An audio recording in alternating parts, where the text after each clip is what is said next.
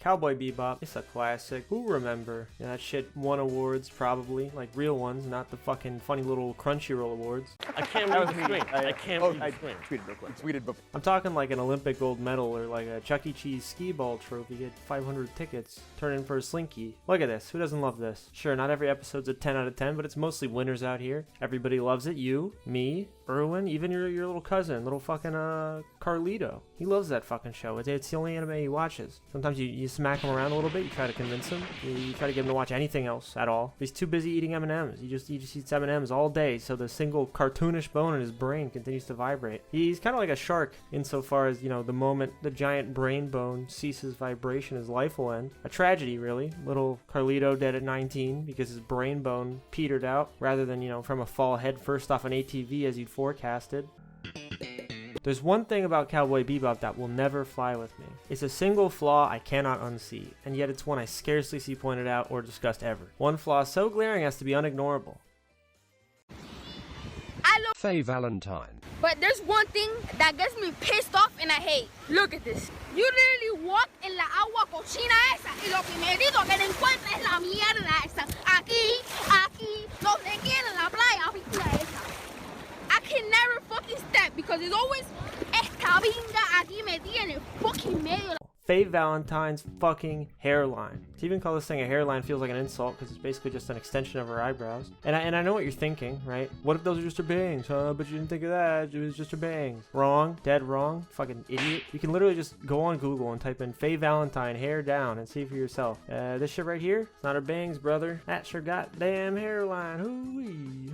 But it's a flaw. Flaws are supposed to be more objective. Man, everything is subjective, I decided just now. Yeah, and you know, I used to worry about objectivity, but I consulted like 16 million experts all at once in a football stadium about it. And from what I was able to make out from the screaming and the fighting, subjectivity is the cool one for epic badasses that everybody likes, for super cool guys. And objectivity is for ugly pussies like you. Objectivity sucks me off, dude. Objectivity, you know, sucked my dick off in a friggin' office multi-bathroom. I felt like 500,000 of the experts in there, and they sucked me real good because of how awesome I am. They sucked me for exploring art strictly in the realm of subjectivity like a good boy. But even if it's a flaw, there's no way there aren't more flawed anime character designs. What about Gakuen Handsome? You forget about Gakuen? No, I didn't forget about Gakuen Handsome, okay? It's ugly on purpose. And those are random nothing shows. You know what I mean? Shows like Gakuen Handsome. For little uggos like you, okay? Faye Valentine is a super iconic character from Cowboy Bebop. People have been cosplaying this character nonstop since I was making obscene messes in my little diapers. But back on topic, to answer the next dumb fucking thing you specifically will ask, no, it's not just like sloppy or off-model animating. Even in the Heaven's Gate movie, her shit is like beyond fucked up. Like, this is a catastrophe a barber can neither cause nor remedy. Having a hairline like this is like being stuck on an island, except instead of waiting for rescue, you're waiting for God to throw a series of lightning bolts directly at your head so you're fucking unrecognizable. Her shit looks like she's ready to pop some tires, dude, like a police blockade. Just get in the road and stir mischief for literally anything that moves on four wheels, or two, or one. Her shit looks like she walked into a McDonald's barber shop with 2 McChickens worth of crumpled up $1 bills and asked for the Haunter's hands cut. Said, line me up like a Bitcoin chart. Who allowed this? It's not like this is a hard fix. You know, you just slide that shit up a bit.